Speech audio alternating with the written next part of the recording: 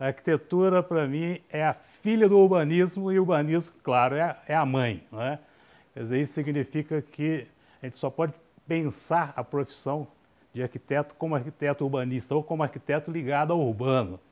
Então, a explicação, aquela detalhada de quem produz o que ou faz o que, essa não me interessa mais. Me interessa é que essa relação seja compreendida desde o início. A partir daí, você pode andar por alguns outros lados onde você pode explicitar mais essa relação. Por um lado, a gente vê que realmente a escala aumentou, mas por outro lado, ela parece que não permite hoje o que era muito permissivo antigamente, que eu chamava de arquitetura de terra devassada. Você simplesmente passa a régua e coloca ali seu objeto arquitetônico, meio iconográfico e tal. Hoje, as relações entre as inserções são muito mais complexas.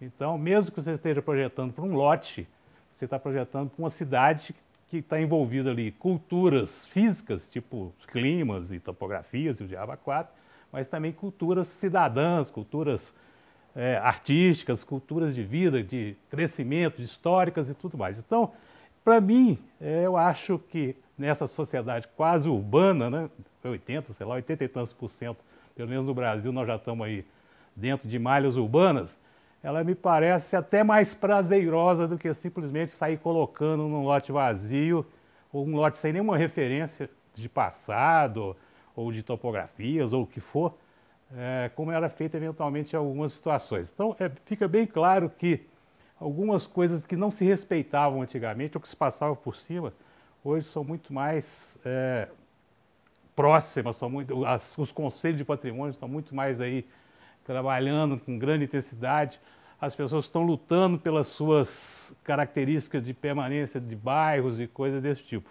Eu acho que é muito melhor. O que precisa é ser compreendido que essas inserções são feitas não só pela sua individualidade arquitetônica, mas sim pela compreensão desses complexos sistemas de informações que estão ligados a essas inserções. Não existe média arquitetura ou má arquitetura, só existe arquitetura. Então, para ser arquitetura tem que ser boa. Para ser boa, ela tem que passar por algumas análises, que não são literalmente análises do Star System, nem nada disso não. São análises onde as características éticas, técnicas, econômicas, a própria forma do arquiteto traduzir todas essas querências do cliente ou individual ou coletivo, normalmente no final o coletivo é que vai prevalecer, que são importantes. Então, é uma coisa que a gente discutiu muito na década de 70 e 80, que era fazer o arquiteto descer do banquinho e fazer com que o seu cliente não largue de ser simplesmente um ouvinte e passe a ser um interlocutor. Quer dizer, ele tem a compreensão do que está sendo apresentado para ele, para que ele possa reagir e interferir também com alguma crítica de retorno. Para que isso seja feito, e nós tentamos e tentamos até hoje, já fizemos, publicamos, estamos fazendo aqui uma entrevista, estamos disponíveis para sair por aí e discutir as coisas com a sociedade, quer dizer, nós temos que ampliar a compreensão da sociedade para que ela exija o trabalho do arquiteto e não a gente simplesmente sair por aí pipocando algum tipo de objeto. Então, essa é a principal falta ainda no momento para que a profissão seja compreendida. E a gente basta abrir qualquer tipo de publicação mensal, semanal, diária aí, que você não vai encontrar nada disso. A gente sempre deu o exemplo que polícia, direito, automóvel e moda, até quadrinho, está muito mais presente na vida cotidiana do jornalismo do que a arquitetura. Principalmente por quê? Primeiro, que poucas pessoas estão dispostas a discutir arquitetura sob essa ótica. E segundo, que o arquiteto, quando se dispõe a escrever ou conversar sobre arquitetura, fala de uma forma muito complicada. Um arquitetês, vamos dizer assim, que acaba deformando um pouco as colocações que ele gostaria de estar ali sendo ouvida. A gente tentou uma vez, eu falo gente sempre, porque eu gosto de que as coisas sejam feitas coletivamente, não acredito que eu fiz isso, eu fiz aquilo, não é bobagem.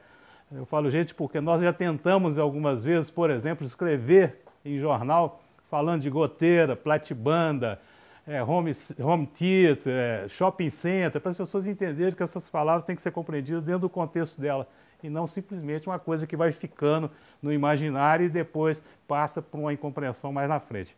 Então, um pouquinho trabalhado aqui, um pouquinho trabalhado ali, Os congressos, por exemplo, deveriam abrir mais para que as pessoas pudessem participar. São muito raras as participações da sociedade em encontros como esse de Fortaleza, ou mesmo nas bienais. Bienais um pouco mais compreensível, mas esses congressos são um pouco fechados dentro da própria classe.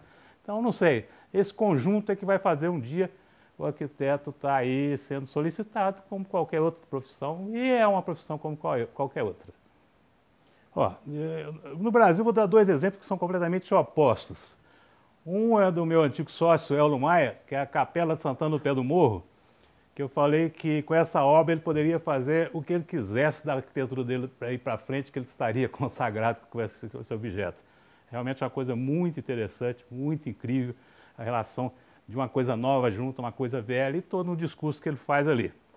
Tem uma que eu não sei o nome do arquiteto, mas também que é do outro lado, é um projeto que foi ganho um prêmio aí pela Uncim, que é um projeto em Paraisópolis, que é uma intervenção muito incrível, onde sai aquela estigma do arquiteto querer fazer coisa mais ou menos só porque a sociedade é pobre, não, e o cara faz um projeto gabarito incrível, com todas as qualidades arquitetônicas, técnicas, construtivas, para uma sociedade que ainda mora em casebre e que ela mesma acha que não merecia muitas vezes um equipamento desse, e é o inverso.